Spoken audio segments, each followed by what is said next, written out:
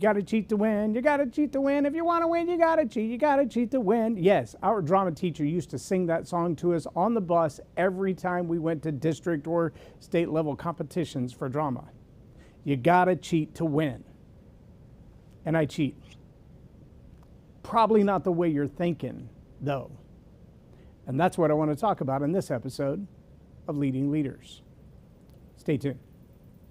Master the story power method to captivate your audience, improve workplace culture, and 10x your... Scan the QR code to book your first coaching call or visit storypowercoach.com. Subscribe now for access to our extensive media library of leadership lessons promoting faith, family, and freedom. Begin your personal growth plan at storypoweracademy.com for leadership development and communication skills training. I'm J. Lauren Norris with Leading Leaders Podcast, and okay, I admit it, I cheat. I mean, just a little bit. And it's not the kind of cheating that you think when I say I cheat. It's not like I break the rules. Some people, in fact, might even not call it a cheat. They would call it a hack, a practice behind the scenes that gives you an advantage. Michael Jordan, for an example. He used to say all the time, if I went into the gym and the guy that I'm playing against has better talent, he's stronger, he's faster, he makes more shots, the one thing he won't do, the one thing I will not allow him to do is out-practice me. I will practice until he leaves the gym. I will practice until he gives up. If he's at one end of the court shooting threes, I'm at the other end of the court shooting free throws. When he's done with threes and goes to free throws, I'm going to go to threes. But I'm not quitting until he quits. You're not going to out-practice me. That's Michael Jordan's philosophy. Might be one of the reasons he's considered by many one of the best of all time, the GOAT.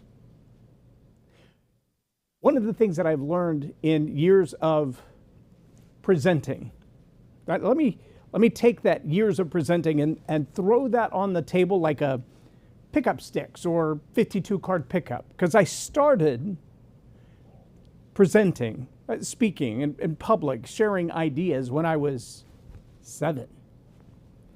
Then I had no idea what it was all about or what it would turn into, or that it was a thing other than anti-boredom.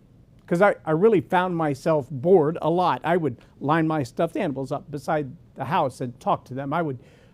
There was a time that I was grounded. I wasn't allowed to talk to anybody for a week. And so for a week, I talked to my grandpa's truck.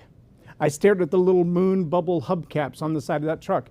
You can reach out to Tommy Wilson and Quentin Crenshaw if you think I'm joking. They're both on my Facebook page. One of them was there with me when we had a contest to see who could punch the biggest dent in the little bubble hubcaps on the, yeah, we had to replace them.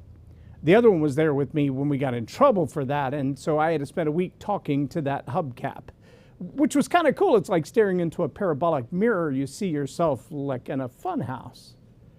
But I learned that I could have a conversation, conversationally, with vocal tonalities and things of that nature. Before I knew what any of that was, I just knew that I could have an interesting conversation when there was nobody else around, which is very helpful right now.